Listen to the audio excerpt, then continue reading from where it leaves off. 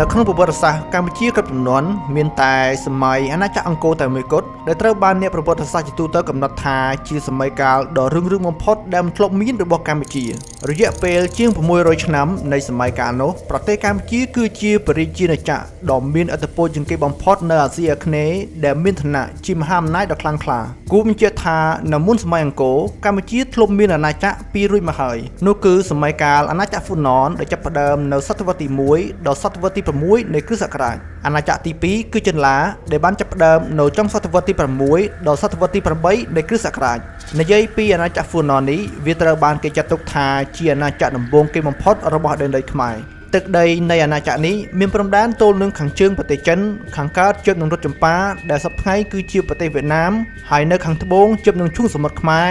និងនៅខាងលិចជិតនឹងរថបូនឬក៏ភូមាសប្តាហ៍ចូលមកដល់សតវត្សទី6អាណាចក្រហ្វូណនក៏បានដួលរលំហើយអាណាចក្រថ្មីមួយទៀតក៏បានកកើតឡើងនោះគឺអាណាចក្រចិនឡាគឺជាអាណាចក្រទី2បន្ទាប់ពីហ្វូណនដែលតាមពិតទៅចិនឡាពីមុនគ្រាន់តែជារដ្ឋចំណុះមួយរបស់អាណាចក្រហ្វូណនតែប៉ុណ្ណោះហើយក្រោយមកចិនឡាក៏បានងើបបោះបោនិងបានវាយកិនកាប់អាណាចក្រហ្វូណនបានទាំងស្រុងសម័យកាលហ្វូណនក៏ត្រូវបានបញ្ចប់ហើយសម័យកាលចិនឡាក៏បានរីកធំធាត់បន្តនៅប្រហែលឆ្នាំ706កំណត់ហេតុចិនបានឲ្យដឹងថាប្រទេសចិនឡាបានបែកបាក់ជាពីរត្រូវហើយភាពរុងរឿងនៃអាណាចក្រនេះមិនបានប្រមាណសតវត្សផងវាក៏បានរង្គោះរង្គើបន្ទាប់ពីព្រះបាទជ័យវរ្ម័នទី1ចូលទីបង្គត់ទៅមូលហេតុក៏ដោយសារតែព្រះអង្គពុំមានរាជទាយាទស្នងតំណែងដែលនាំឲ្យរដ្ឋចំណុះតូចៗជាច្រើនបានងើបបោះបោចង់ផ្ដាច់ខ្លួនក៏ដូចជាចង់គ្រប់គ្រងអំណាចរៀងៗខ្លួនអីចឹងទៅហើយចម្បាំងតែងតែកើតមានឡើងដោយឥតឈប់ឈរការសោយទីបង្គត់របស់ព្រះបាទជ័យវរ្ម័នទី1ដោយគ្មានរាជទាយាទនេះហើយដែលបណ្ដាលឲ្យរាជសម្បត្តិទាំងស្រុងបានធ្លាក់ទៅលើព្រះនាងជ័យទេវីដែលជាបុត្រីព្រះនាងជ័យទេវីតែងតែត្អូញត្អែពីទុក្ខលំបាកក្នុងការគ្រប់គ្រងប្រទេសក៏ដោយសារតែព្រះនាងគឺជាស្ត្រីភេទផងហើយរដ្ឋចំណុះនិងមន្ត្រីក្រមអាវ៉ាត់របស់ទ្រង់រាជសោតគឺមិនស្ដាប់បង្គាប់របស់ព្រះនាងឡើយដែលនេះវាបានធ្វើឲ្យចំនួនចេះតែកើតមានឡើងដោយឥតឈប់ឈរហើយជាលទ្ធផលអាណាចក្រចិនឡាក៏ត្រូវបានបែកបាក់ជាពីរនោះគឺចិនឡាដីគោកនិងចិនឡាទឹកលិចដើម្បីយល់ឲ្យកាន់តែច្បាស់បងប្អូនអាចមើលផែនទីនេះបាននៅភាគខាងលើគឺជារដ្ឋឯករាជ្យមួយដែលត្រូវបានគេហៅថាចិនឡាដីគោកឯនៅខាងក្រោមត្រូវបានគេហៅថាចិនឡាទឹកលិចនិយាយពីចិនឡាទឹកលិចនេះវិញវាគឺជានគរមួយដែលមានលក្ខណៈទន់ខ្សោយហើយក៏មានរដ្ឋតូចៗចូលមកដណ្ដើមអំណាចគ្នាយ៉ាងខ្លាំងក្លាផងដែរនៅពេលដែលខ្មែរកំពុងតែបែកបាក់គ្នាវាបានធ្វើឲ្យសត្រូវមានឱកាសចូលមកជិតជ្រែកយ៉ាងខ្លាំងជាក់ស្ដែងវាបានធ្វើឲ្យពួកជ្វាមានឱកាសចូលមកឆក់ប្លន់ទ្រព្យសម្បត្តិតាមឆ្នេរសមុទ្រក៏ដូចជាបានលុកលុយដុតទីក្រុងចោលនិងចាប់ស្ដេចខ្មែរកាត់ពិសេសសាយកទៅថ្វាយស្ដេចជ្វាយ៉ាងអនាធិបតេយ្យហើយចុះពួកជ្វាគឺជានរណាអូខេបើយោងតាមឯកសារមួយចំនួនគេបាននិយាយថាពួកជ្វានេះគឺជាចៅសមុទ្រដែលមានប្រភពចេញពីកោះជ្វានៃប្រទេសឥណ្ឌូនេស៊ីក៏ប៉ុន្តែយ៉ាងណាក៏ដោយមានឯកសារខ្លះក៏បានប្រកែកថាវាមិនមែនអញ្ចឹងទេពួកជ្វាមិនមែនមកពីឥណ្ឌូនេស៊ីទេក៏ប៉ុន្តែស្ថិតនៅក្នុងចំនួនកាលនោះចិនឡាទឹកលិចកំពុងតែរងការវិបហាឬក៏កំពុងតែស្ថិតក្រោមការត្រួតត្រារបស់ពួកជ្វាយ៉ាងសាហាវឃោរឃៅហើយសូម្បីតាព្រះបាទជ័យវរ្ម័នទី2ក៏ត្រូវបានពួកជ្វាចាប់យកជាឆ្លើយសឹកទៅកាន់កោះជ្វាផងដែរនៅចុងសតវត្សទី8ព្រះបាទជ័យវរ្ម័នទី2បានយាងត្រឡប់ពីជ្វាវិញបន្ទាប់ពីព្រះអង្គត្រូវបានជ្វាគីឬចាប់ជាឆ្លើយសឹកទៅកាន់ទីនោះអស់ជាច្រើនឆ្នាំការវិលត្រឡប់មកដល់មាតុភូមិវិញព្រះបាទជ័យវរ្ម័នទី2ក៏បានធ្វើការបង្រួបបង្រួមជាតិពីការទូតត្រារបស់ពួកជ្វាបងប្អូនទាំងអស់គ្នាស្ដេចមួយអង្គនេះហើយដែលអ្នកប្រវត្តិទូជាច្រើនបាននិយាយថាគឺជាស្ដេចដែលបានបង្រួបបង្រួមចិនឡាទាំងពីរមកវិញហើយទ្រង់ក៏ជាអ្នកស្ថាបនិកប្រវត្តិសាស្ត្រសម័យអង្គរដែលមានអាយុកាលដ៏រុងរឿងជាង600ឆ្នាំផងដែរដូចនេះនៅក្នុងវីដេអូនេះខ្ញុំ Imagine នឹងនិយាយពន្យល់បងប្អូនទាំងអស់គ្នាពីលក្ខណៈសង្ខេបងាយយល់ពីភាពរុងរឿងនិងការធ្លាក់ចុះទៅវិញនៃសម័យកាលអាណាចក្រអង្គរ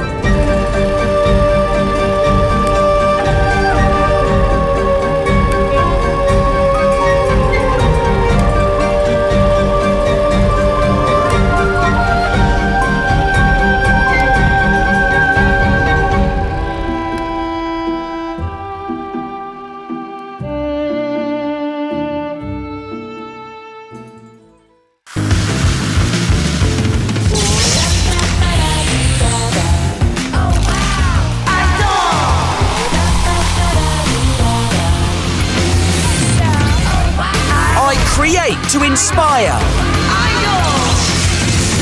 Idol. I confident. បងប្អូនទាំងអស់គ្នាអ្នកប្រវត្តិវិទូជាច្រើនបាននិយាយថាព្រះបាទជ័យវរ្ម័នទី2គឺជាស្ដេចដែលបានបង្រួបបង្រួមស្ដារប្រទេសជាតិឡើងវិញនៅសតវត្សទី9ហើយទ្រង់ក៏ជាអ្នកស្ថាបនិកសម័យមហានគរដ៏រុងរឿងផងដែរព្រះបាទជ័យវរ្ម័នទី2ទ្រង់បានយាងត្រឡប់ពីជ្វាមកកម្ពុជាវិញមុនពេលព្រះអង្គចាប់ផ្ដើមធ្វើយុទ្ធនាការបង្រួបបង្រួមប្រទេសដើម្បីឡើងសោយរាជ្យនៅក្នុងសាលាចរិកជាច្រើនបាននិយាយថាព្រះបាទជ័យវរ្ម័នទី2ទ្រង់បានប្រារព្ធធ្វើពិធីធំៗចំនួន3នៅកន្លែងខុសៗគ្នាក្នុងគោលបំណងប្រសិទ្ធិកុំឲ្យប្រទេសកម្ពុជាជាចំណុចជ្វាឬក៏កុំឲ្យជ្វាដាក់ប្រទេសកម្ពុជាជាចំណុចបាននៅក្នុងរាជកិច្ចដំបូងរបស់ព្រះបាទជ័យវរ្ម័នទី2គឺឡើងសោយរាជ្យនៅរាជធានីមួយដែលមានឈ្មោះថាអិន្ទ្របុរៈដែលត្រូវបានគេសន្និដ្ឋានថានៅស្រុកត្បូងឃ្មុំខេត្តកំពង់ចាមសព្វថ្ងៃហើយក្រោយមកទៀតព្រះអង្គក៏បានធ្វើការផ្លាស់ប្ដូររាជធានីជាបន្តបន្ទាប់ទៀតទៅកាន់តំបន់អង្គរខេត្តសៀមរាបបន្ទាប់ពីព្រះបាទជ័យវរ្ម័នទី2បានបង្រួបបង្រួមជាតិរួចអស់ហើយព្រះអង្គក៏បានប្រកាសឡើងសោយរាជ្យជាស្ដេចចក្រពត្តិដែលទាំងអស់នេះហើយគឺជាចំណុចចាប់ផ្ដើមនៃសម័យកាលមហានគរនៅក្នុងរយៈពេលជាង600ឆ្នាំប្រទេសកម្ពុជាឬក៏កម្ពុជាទេសបើហៅតាមសាលាចរិកគឺជាបរិជាណាចក្រដ៏មានឥទ្ធិពលជាងគេបំផុតនៅអាស៊ីអាគ្នេយ៍ដែលមានឋានៈជាមហាអំណាចដ៏ខ្លាំងក្លាទឹកដីនៃមហានគរបានលាតសន្ធឹងរហូតដល់ប្រទេសចិននៅប៉ែកខាងជើងភូមានៅប៉ែកខាងលិចម៉ាឡេស៊ីនៅប៉ែកខាងត្បូងនិងនគរចម្ប៉ានៅប៉ែកខាងកើតហើយផែនទីដែលអ្នកទាំងអស់គ្នាកំពុងតែឃើញនេះគឺខ្ញុំបានធ្វើយកគំរូតាមសៀវភៅដែលវាស្ថិតនៅក្នុងរជ្ជកាលព្រះបាទជ័យវរ្ម័នទី7នៅក្នុងសម័យអង្គរដ៏រុងរឿងចន្លោះពីឆ្នាំ802ដល់ឆ្នាំ1431នៃគ្រិស្តសករាជគឺមានស្ដេចជាច្រើនអង្គណាស់បើខ្ញុំនិយាយរៀបរាប់ពីស្នាមប្រហ័សរបស់ក្សត្រនីមួយៗគឺវាមានលក្ខណៈវែងឆ្ងាយក៏ប៉ុន្តែនៅក្នុងនោះមានក្សត្រ3អង្គដែលគួរឲ្យកត់សម្គាល់ជាងគេទី1គឺព្រះបាទជ័យវរ្ម័នទី2ហើយដោយដែលបានរៀបរាប់ពីខាងលើមកអញ្ចឹងព្រះអង្គគឺជាអ្នកបង្រួបបង្រួមខ្មែរលើនិងខ្មែរក្រមមកជាប្រទេសតែមួយមកវិញហើយព្រះអង្គត្រូវបានគេចាត់ទុកយ៉ាងទូលំទូលាយថាជាស្ដេចដែលបានបង្កើតឫសគល់នៃសម័យអង្គរក្នុងប្រវត្តិសាស្ត្រខ្មែរឯក្សត្រទី2គឺព្រះបាទសូរ្យវរ្ម័នទី2ដោយទ្រង់គឺជាក្សត្រដ៏អស្ចារ្យដែលបានកសាងប្រាសាទអង្គរវត្តដែលជាប្រាសាទបុរាណដ៏ល្បីល្បាញបំផុតនៅក្នុងប្រទេសកម្ពុជាប្រាសាទអង្គរវត្តគឺជាអច្ឆរិយវត្ថុដ៏អស្ចារ្យមួយរបស់ពិភពលោកផងដែរដែលត្រូវបានកសាងនៅក្នុងសតវត្សទី12ចំណែកឯក្សត្រទី3គឺព្រះបាទជ័យវរ្ម័នទី7ដែលមានភាពល្បីល្បាញជាងគេបំផុតនៅក្នុងសម័យអង្គរពីឆ្នាំ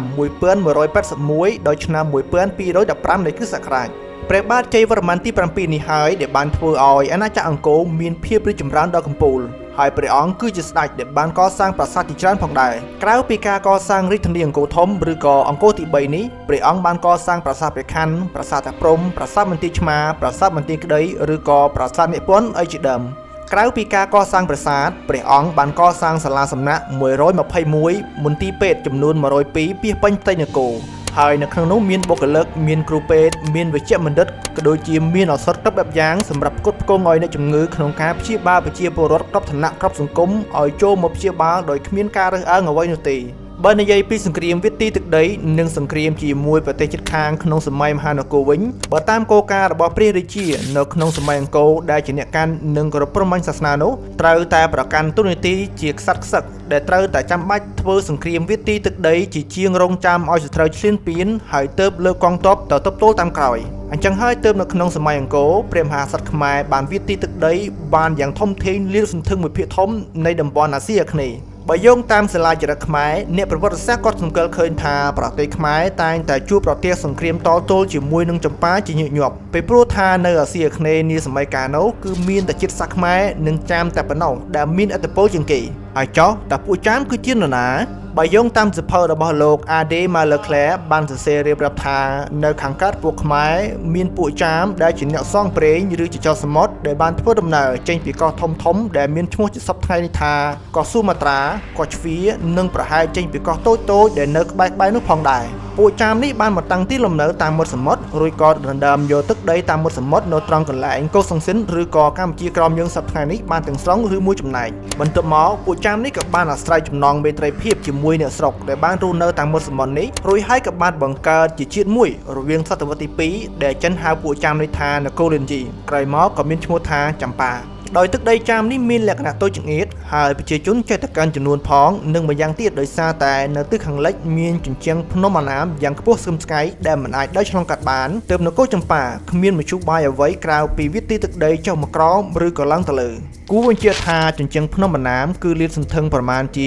1100ម៉ែត្រគីឡូដោយឆ្លងកាត់ប្រទេសឡាវវៀតណាមនិងតំបន់តូចមួយនៅភាគឦសានក្នុងប្រទេសកម្ពុជាពីសតវត្សទី3ទៅសតវត្សទី4នៃគ្រិស្តសករាជពួកចាមបានពង្រឹងកម្លាំងទាំងអស់វិលុកប្រហារដណ្ដើមយកខេត្តតុងកឹងតែសង្គ្រាមនេះហាក់បីដូចជាមិនទទួលបានជោគជ័យដល់នគរចម្ប៉ាទេដោយជនជាតិយួនបានវិពួកចាមមកវិញនិងបានធ្វើឲ្យពួកចាមដកថយជាច្រើនលើកជាងសារគឺស្ថិតនៅក្នុងស្ថានភាពដូចនេះហើយទើបនគរចម្ប៉ាត្រូវតែរកផ្លូវរកទិសវិទីទឹកដីចុះមកក្រោមឬក៏មកភាគខាងត្បូងសម្ដៅប្រទេសកម្ពុជាដោយដំបូងឡើយពួកនេះបានចុះតម្រង់មកចូលក្នុងទឹកដីខ្មែរក៏ប៉ុន្តែពួកគេគ្មានលក្ខណៈវិប្រហារឬក៏ធ្វើសង្គ្រាមទេតែពួកគេគឺជាក្រុមចោរតូចតាចដែលបានចូលមកលួចប្លន់កាប់សម្លាប់ប្រជាពលរដ្ឋខ្មែរដើម្បីរករស់តែប៉ុណ្ណោះហើយកំណត់ចង់វិទីទឹកដីយកខេត្តខណ្ឌនគរខ្មែរហាក់បីដូចជាមិនទាន់កាត់មាននៅឡើយទេដោយពួកក្រុមចោរចាមទាំងអស់នេះជួនកាលត្រូវបានព្រះមហាក្សត្រខ្មែរបានវិដេញប្រហារកំទេចចោលហើយជួនកាលទៀតត្រូវបានព្រះអង្គអនុញ្ញាតឲ្យរស់នៅលើទឹកដីខ្មែរដើម្បីបម្រើនយោបាយនិងផលប្រយោជន៍ខ្មែរ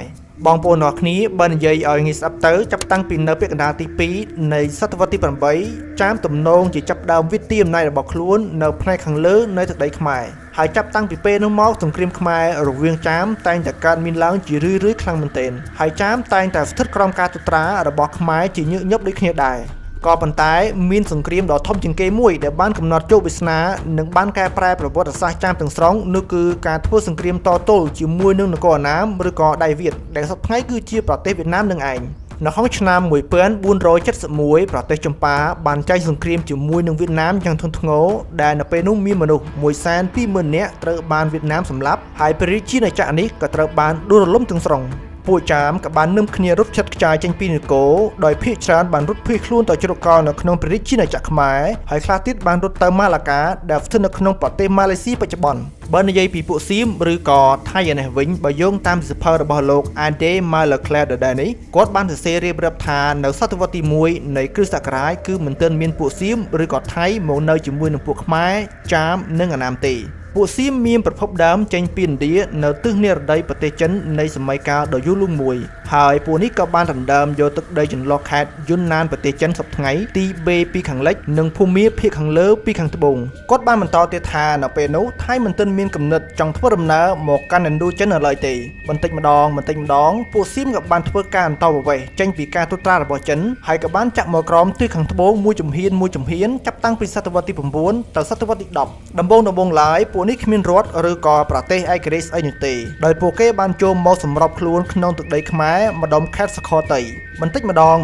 ងពួកសៀមក៏បានបង្កើតរដ្ឋផ្ទាល់ខ្លួនរបស់ពួកគេដោយចាប់ផ្ដើមជាមួយនឹងខេត្តសខរតីឈៀងសែនឈៀងម៉ៃនគរស្រែមួយលានហើយបន្ទាប់មួយទៀតគឺនគរអយុធ្យាគូបញ្ជាក់ថារដ្ឋទាំងអស់នេះបានធ្វើការប្រយុទ្ធគ្នាទៅវិញទៅមកហើយតែងតែស្ថិតក្រោមការគំរាមកំហែងជានិច្ចកាលពីពួកខ្មែរភូមានិងវៀតណាមនៅពេលដែលមហានគរបានចាប់ផ្ដើមចុះធ្លាក់ទន់ខ្សោយនគររបស់ថៃឬក៏សៀមបានពង្រីកប្រទេសរបស់ខ្លួនម្ដងបន្តិចឲ្យទៅជានគរមួយដែលមានលក្ខណៈអធិបតេយ្យភាពពេញលេញដោយចាប់ផ្ដើមពីសខរតីនៅក្នុងអំឡុងសតវត្សទី13បន្ទាប់មកទៀតនៅសតវត្សទី14ក្រោយពេលដែលស្ដេចរៀមកំហែងមហារាជបានចូលទីបង្គត់ទៅសខរតីក៏ចាប់ផ្ដើមធ្លាក់ចុះដណ្ដាបហើយក៏បានធ្លាក់ក្រោមការត្រួតត្រារបស់នគរសៀមមួយទៀតនោះគឺអយុធ្យានគរអយុធ្យានេះហើយដែលបានពង្រីកអំណាចនគរសៀមហើយជាគូប្រជែងដ៏ធំបំផុតរបស់អាណាចក្រខ្មែរនៅចុងសម័យអង្គរនៅក្នុងសៀវភៅពងសាវតារខ្មែរបានបញ្យល់ថារាជធានីអង្គរបានរងការវាយប្រហារពីសៀមអយុធ្យាជាច្រើនលើកជាច្រើនសារដូចជានៅរវាងឆ្នាំ1351ដល់57ឬក៏1390និង1419ទៅ20ជាដើមនៅក្នុងការវាយប្រហារទាំងអស់នេះហើយដែលបានធ្វើឲ្យរាជធានីអង្គរមានភាពផ្ទៃខ្ទាំជាខ្លាំងដោយសារតែការខូចខាតនៃហេដ្ឋារចនាសម្ព័ន្ធទីក្រុងអង្គរនិងប្រព័ន្ធធារាសាស្ត្រហើយវាក៏មានការធ្លាក់ចុះយ៉ាងគំហុកខាងបរិមាណគ្រឿងបរិភោគសម្រាប់ផ្គត់ផ្គង់ដល់ជីវភាពរាជវង្សសានវង្សខ្មែរនៅក្នុងរាជវាំងឬក៏នៅក្នុងរាជធានីដែលអាស្រ័យទៅលើការប្រមូលពន្ធដារនិងសួយសារអករពីវិជារាជកសិករនៅក្នុងតំបន់ជុំវិញទីក្រុង ទន្ទឹមនឹងនេះផងដែរវាក៏បានធ្វើឲ្យតំបន់រាជធានីនេះបានក្លាយជាវាលរហដ្ឋានដោយសារតែមនុស្សភាគច្រើនបានស្លាប់នៅពេលដែលមានសង្គ្រាមហើយចំណែកឯប្រជារាស្ត្រខ្មែរដែលនៅអាណាខេត្តខាងលិចក៏ត្រូវបានពួកសៀមគៀយកទៅអស់ផងដែរនៅទីបញ្ចប់នៃសម័យកាលដ៏រុងរឿងរបស់មហានគរក៏បានមកដល់ក៏ប៉ុន្តែព្រឹត្តិការណ៍នៃការបញ្ចប់សម័យអង្គរគឺវាមានលក្ខណៈស្មុគស្មាញកន្លងមកធ្លាប់មានការអះអាងថាសម័យអង្គរត្រូវបានបញ្ចប់នៅពេលដែលព្រះបាទពោធិញញាតបានផ្លាស់ប្ដូររាជធានីអង្គរធំមកតាំងតាមដងទន្លេមេគង្គវិញទោះបីជាយ៉ាងណាក៏ដោយការធ្លាក់ចុះនៃអំណាចរបស់ខ្មែរក៏ដោយសារតែមានអ្នកចេះដឹងកាន់តែតិចទៅព្រោះថាប្រជាពលរដ្ឋខ្មែរតាំងពីសម័យបុរាណតែងតែផ្ដេសផ្ដួលជោគវាសនារបស់ខ្លួនទៅលើក្រុមគ្រួសារដែលជាមន្ត្រីរាជការដែលពួកគាត់ទាំងអស់នេះគឺជាអ្នកកាន់អំណាចប្រទេសជាតិនៅពេលដែលក្រុមគ្រួសារទាំងអស់នេះរវល់វក់វីនឹងរឿងពីលីអាវ៉ាសាជាច្រើនហើយមិនបានសិក្សារៀនសូត្រដែលបានចោះជ្រះក៏ដូចជាបូករួមជាមួយនឹងភាពតឹងរឹងអភិរក្សជ្រុលនិយមនាំឲ្យភាពឆ្លាតវៃនិងសមត្ថភាពរបស់ពួកគេកាន់តែចុះខ្សោយជាពិសេសនោះទៀតគឺសម្រាប់ព្រះមហាក្សត្រភាគច្រើនដែលបានឡើងសោយរាជ្យក្នុងពេលដែលព្រះជន្មវ័យក្មេងពេកបងប្អូនទាំងអស់គ្នាមានកត្តាជាច្រើនទៀតណាស់ដែលបណ្ដាលឲ្យមហានគរបានដួលរលំនៅក្នុងនោះមានដូចជាចំនួនផ្ទៃក្នុងជាពិសេសគឺចំនួនដណ្ដើមរាជបល្ល័ង្កចំនួនសាសនាក៏ដូចជាការបែកបាក់កម្លាំងសាមគ្គីអីចឹងទៅមានមតិជាច្រើនបានលើកឡើងថាការធ្លាក់ចុះនៃអាណាចក្រខ្មែរគឺបណ្ដាលមកពីនគរសៀមឬក៏យុទ្ធជាបានធ្វើការវាយលុកក្រុងអង្គរចិនពេកដែលតាមពិតទៅគឺវាមិនត្រូវទាំងស្រុងនោះទេបញ្ហាដ៏ធំមួយដែលបណ្ដាលឲ្យមហានគរបានដួលរលំគឺបណ្ដាលមកពីខ្មែរបែកបាក់ខ្លួនឯងទើបបណ្ដាលឲ្យពួកសៀមមានឱកាសលុកលុយខ្មែរ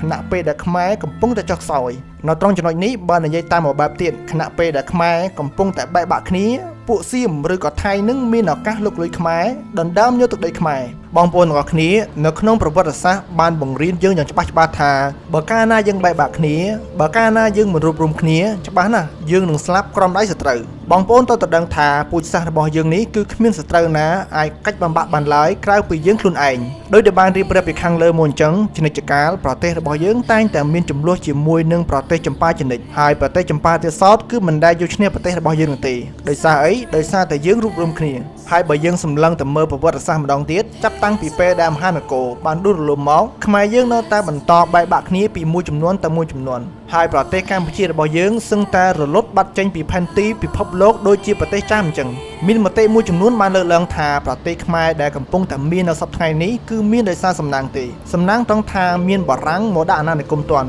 បើគ្មានបារាំងទេម្ល៉េះក៏គ្មានប្រទេសកម្ពុជាយើងសប្តាហ៍នេះដែរមួយវិញទៀតបងប្អូនកុំភ្លេចថានៅក្នុងសម័យខ្មែរក្រហមខ្មែរយើងបានធ្លាក់ដបបាតមួយសម័យទៀតតើបងប្អូនមានឃើញអត់ខ្មែរយើងនៅតែបន្តធ្លាក់ចុះរហូតដល់ពេលបច្ចុប្បន្នហើយមកដល់សម័យនេះខ្មែរយើងនៅតែខ្សោយជាងបណ្ដាប្រទេសផ្សេងៗនិយាយចំពីមុនប្រទេសថៃគឺទទួលឥទ្ធិពលពីយើងខ្លាំងមែនទែនតែមកដល់ពេលនេះប្រទេសរបស់យើងគឺទទួលឥទ្ធិពលពីថៃមកវិញពីអតីតកាលយើងគឺជាស្ដេចនៅក្នុងតំបន់អាស៊ីអាគ្នេយ៍តែនាពេលបច្ចុប្បន្ននេះយើងជានរណាបងប្អូនគួរតែយល់ខ្លួនឯងហើយពាក្យពេចន៍ចុងក្រោយរបស់ខ្ញុំនៅពេលនេះគឺមានតែម្យ៉ាងទេរួបរមគ្នាឡើងវិញប្រឹងប្រែងរៀនយកចំណេះដាក់ខ្លួនជួយគ្រួសារជួយសង្គមនិងប្រទេសជាតិបើកាលណាប្រទេសជាតិរបស់យើងសម្បូរទៅដោយធនធានអ្នកចេះដឹងច្រើនប្រទេសរបស់យើងនឹងលែងដើរក្រោយគេទៀតហើយ